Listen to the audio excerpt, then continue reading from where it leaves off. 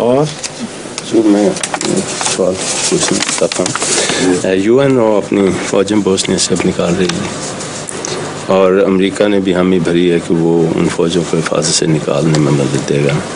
اس کے بعد جب یو این او کی فوجیں نکل جائیں گی تو ایمبارگو بھی وہ اٹھا رہے ہیں. بات یہ ہے کہ یہ سازشوں کا ایک سلسلہ ہے، اس کی ایک کڑی ہے.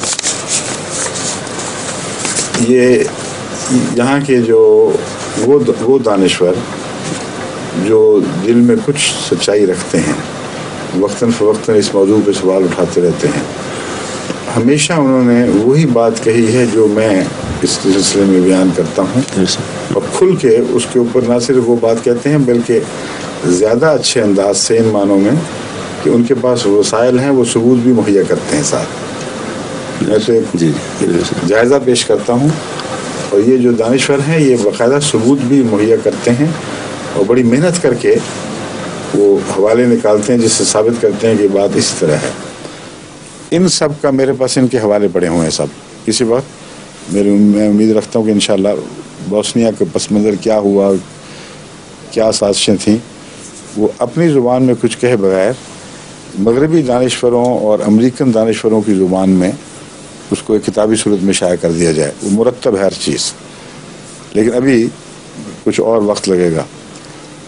میں اس سلسلے میں یہ بتانا چاہتا ہوں کہ ایک دانشور نے لکھا کہ بات یہ ہے کہ ان کا یہ خیال تھا مغربی طاقتوں کا کہ جو ذرائع ہم نے اختیار کیے ہیں، ایک کے ہاتھ باندھ دیے ہیں، ایک کو کھلی چھٹی دے دی ہے اس نام پر کہ جنگ پھیل نہ جائے، یہ زیادہ سے زیادہ 1 سال کے اندر کلیتاً صفایا ہو جائے گا. اور وہ نہیں ہوا. کیوں نہیں ہوا کسی کی سمجھ نہیں آ رہی کہ کیوں نہیں ہوا. اور جب کچھ بھی باقی نہیں ہوتا تھا تب بھی وہ سر کامیاب نہیں ہوتے تھے اپنی سب فوجی برتری کے باوجود. تو انہوں نے پھر اور میئرز اختیار کرنے شروع کیے، ان کو الجھایا اس میں گفت و شنید میں، زبردستی ان سے اپنا ملک کٹوانے پر دستخط کرنے کی کوشش کی. 1000 پاپڑ بیلے، دیکھیے چلی نہیں کچھ. اور ایک بظاہر ناممکن بات ہو گئی کہ کئی سال گزر گئے ہیں مسلسل، ابھی تک سربوں کو یہ موقع نہ ملا کہ کلیتاً مسلمانوں کا وہاں سے صفایا کر دیں. یہ اور اس میں دن بدن جو انٹیلیجنشیا ہے وہی نہیں بلکہ عوام الناس میں بھی یہ احساس بیدار ہونا شروع ہوا کہ یورپ خطرناک ناانصافی کر رہا ہے، واضح ظلم کر رہا ہے، اور جان کر سربوں کے ذریعے وہاں سے مسلمانوں کا صفایا کرنا چاہتا ہے. اب انہوں نے یہ ترکیب سوچی ہے کہ اب ہم انصاف کے نام پر کہ اچھا جی ہم الگ ہو جاتے ہیں، ہماری پیش نہیں گئی، ہم نے بڑی کوشش کی کہ انصاف قائم ہو جائے اور صلح ہو جائے. اب وہ باقاعدہ برابر بوسنین پر ذمہ داری ڈال رہے ہیں کہ انہوں نے یہ نہیں کیا، انہوں نے فلاں نہیں کیا، انہوں نے بھی ہم سے تعاون نہیں کیا، انہوں نے حملہ کیا تھا فلاں جگہ. وہ جو جوابی حملہ کرتے ہیں اس کو یہ جارحانہ حملہ قرار دیتے ہیں. جنہوں نے جارحانہ حملہ کیا ہوا ہے اس کو یہ سول وار کہتے ہیں. تو کچھ نہ پتہ لگے، سول وار کا مطلب کچھ نہ پتہ لگے کس کا ہے، کیا ہو رہا ہے. اس لیے بالارادہ یہ سازش ہے کہ اب نکلو گے تو ان کو کھلی چھٹی ہوگی سربوں کو، اور یہ پہلے بیٹھے ہوں گے. یہ ہو ہی نہیں سکتا کہ تیاری ہو. یہ ہے کہ عام ایمبارگو اٹھائیں گے، ان کو پتہ مسلمانوں کے عام سے بہت دور ہیں اور ان کے رستوں میں یہ حکومتوں پر دباؤ ڈال کے روکے ڈال سکتے ہیں. اور سربوں کے جو آرمز ہیں وہ اس وقت وہاں پہنچ چکے ہوں گے کیونکہ روس بھی اس میں مدد دے رہا ہے اور کھلم کھلا وہ ان سے کہہ رہا ہے کہ سرب قوم ہمارے قریب ہے اور تمہیں دخل نہیں دینے کا حق. اس وجہ سے روس سے اختلاف چل رہا ہے. بس روس کی بلیسنگ ان کے ساتھ ہے اور یوگوسلاوین کے پاس بہت ہتھیار ہیں اور اتنا نمایاں ہتھیاروں کا غلبہ عطا ہو سکتا ہے سربوں کو کہ پیشتر اس کے کہ دوسرے ہتھیار پہنچیں. وہ ان کو جو ان کا خواہش ہے، ان کی نیت ہے، ان کو وہاں سے ملک سے اپنے وطن سے صفایا کر سکتے ہیں. یہ تو ہے ظاہری شکل میں کیا نظر آ رہا ہے، یہ چالیں ہیں.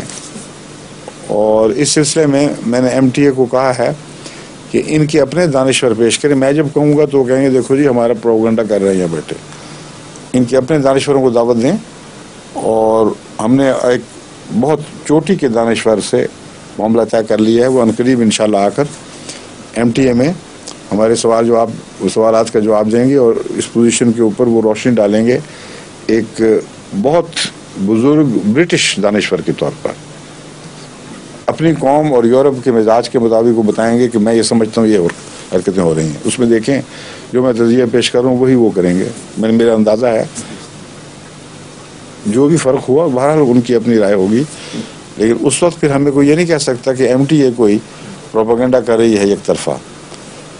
بلکہ میں نے ان سے کہا ہے کہ کوشش کریں جو ان کے مخالف خیالات رکھتے ہیں یا مخالف سیاسی تجزیہ رکھتے ہیں ان سے بھی درخواست کریں کہ فلاں صاحب تشریف لا رہے ہیں، آپ بھی آئیں. تو جو جرنلزم کا طریق ہے موجودہ کہ دونوں فریق کو موقع ملے، اس میں ان دونوں کو موقع ملے گا، پھر دنیا دیکھے گی کہ کیا ہو رہا ہے. میرا ذاتی تجزیہ وہی ہے جو میں نے بیان کیا ہے کہ بہت ہی خطرناک موڑ پر پوزیشن پہنچی ہوئی ہے. اگر اسلامی ملکوں نے جلدی نہ کی اور خصوصاً ٹرکی نے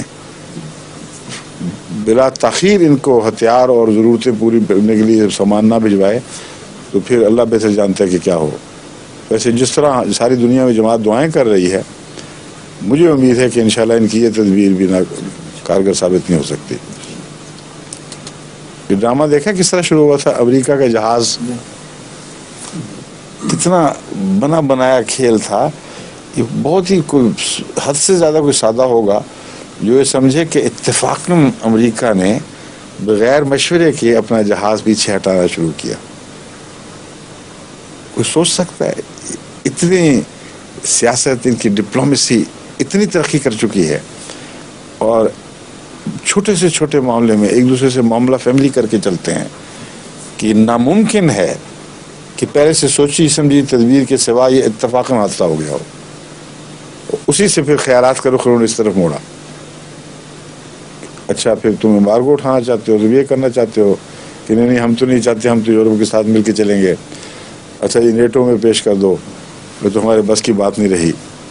اتنی دیر ہم نے ہاتھ باندھ کے مروایا ہے لیکن پھر بھی نہیں مرا. اب جو ہم نے یونائٹڈ نیشنز کی جو پریزنس یا اپنی یہاں کی پریزنس رکھی ہوئی ہے نیٹو کی، یہ وجہ ہے جو پوری طرح مرا نہیں. یہ نکال لو تو ہم بری ذمہ ہو گئے. ہم نے جو کرنا تھا کر لیا، اب ان کو چھلی چھٹ جو مرضی کرتے پھریں، ہم بالکل ذمہ دار نہیں. تو آخری کل جو ہے نا، اس کو کہتے ہیں آخری کل کی مومنٹ جو ہے، اس میں یہ اپنے ہاتھ کھینچ کے الگ ہو کے بیٹھ گئے ہیں.